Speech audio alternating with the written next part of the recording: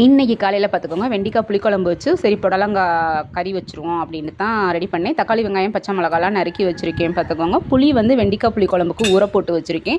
அடுத்து பாசிப்பருப்பு பார்த்துக்கோங்க புடலங்காய் கறி வைக்கிறதுக்காக அதை தனியாக தண்ணியில் ஊற வச்சிட்டேன்.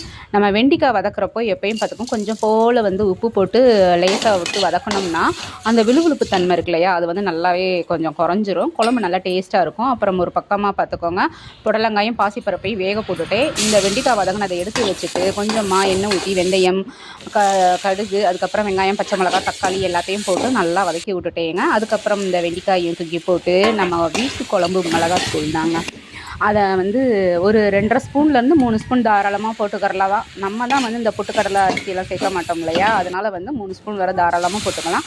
அப்புறம் வந்து கெட்டிமாக வந்து புளித்தண்ணியை கரைச்சி வச்சு அப்படியே வந்து 4 பல்லு பூண்டுங்க. இதை நம்ம ஃபஸ்ட்டே வதக்கிட்டோம்னு நினச்சிக்கோங்களேன், ரொம்ப ஒரு மாதிரி கரைஞ்ச மாதிரி ஆயிரும். அதனால தான் நான் கொதிக்கிறப்போ போட்டிருக்கேன். நல்லா எடுத்து சாப்பிட்டுக்கலாம். அப்புறம் வந்து ஒரு பக்கம் இதெல்லாம் ரெடி ஆயிடுச்சு. புடலங்காயும் பாசிப்பருப்பு போட்டதும் அந்த சீரகத்தை வந்து க்ரன்ச்சியாக கையில் நசுக்கி போட்டோம்னா அதோட டேஸ்ட்டே வேறு லெவலுங்க. அது வந்து செம்மையாக இருக்கும். நம்ம தாளிக்கவும் கூடாது, அந்த ஜீரகத்தை நம்ம வந்து இதில் கொதிக்கவும் விடக்கூடாது. அப்படியே லேசாக கையில் நசுக்கி போடணும்.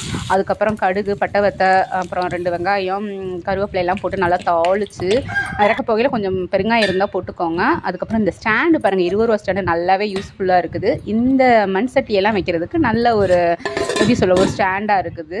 அதுக்கப்புறம் ஒரு பக்கமாக குழம்பும் வந்து ரெடி ஆயிடுச்சுங்க. நான் வந்து எப்போயுமே புளிக்குழம்புக்கு வச்சேன்னா இந்த முட்டை எப்போயுமே சைடிஷ் இருக்குங்க.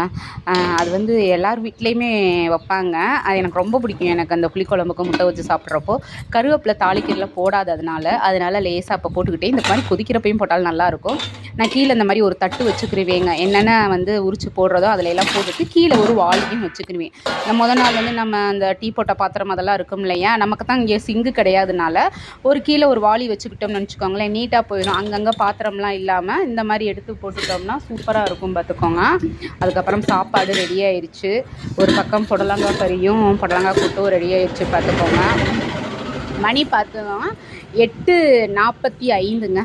3/4 மணி நேரத்தில் சாப்பாடெல்லாம் ரெடி ஆயிடுச்சுங்க. மாமாவுக்கு எதார்த்தமாக தான் கேட்டேன் சாப்பாடு கட்ட வாங்கன்னு. கட்டு அப்படின்னாங்க. ஏன்னா நேற்று 2:30 வரைக்கும் சாப்பிடவே வரலைங்க. அவர்கிட்ட ஃபோனும் இல்லையா, பக்கத்தில் பாயன்னு இருக்காங்க, அவங்க நம்பர் என்கிட்ட இருக்குது. ஸோ அவங்களுக்கு கால் பண்ணி இன்னொரு இடத்துக்கு போயிட்டாங்க. எதுக்கு இந்த வம்பு, சாப்பாடை கட்டி கொடுத்துட்டோம்னா அவர் பாட்டுக்கு உட்காந்து சாப்பிட்டுக்கு வரலையா, இங்கே இருக்கிற வரைக்கும் இந்த இடத்துக்கு தான் போகிறோம் அப்படின்னு சொல்லி டியூட்டி இருக்கும். அதுக்கப்புறம் அங்கே போயிட்டான்னு வச்சுக்கோங்களேன், வேறு இடத்துக்கு மாற்றிடுவாங்க. அதனால் வந்து சாப்பாடே கட்டி கொடுத்தாச்சு. மாமாக்கும் சாப்பாடை போட்டு ஆற வச்சு எனக்கு அப்படியே குளுன்னு நல்ல மோரை ஊற்றி வெங்காயம் பச்சை மிளகாய் வச்சு அந்த வெண்டைக்காய் வெஞ்சம் நான் வச்சு சாப்பிட்டேங்க. அப்படியே தேவாமிர்தமாக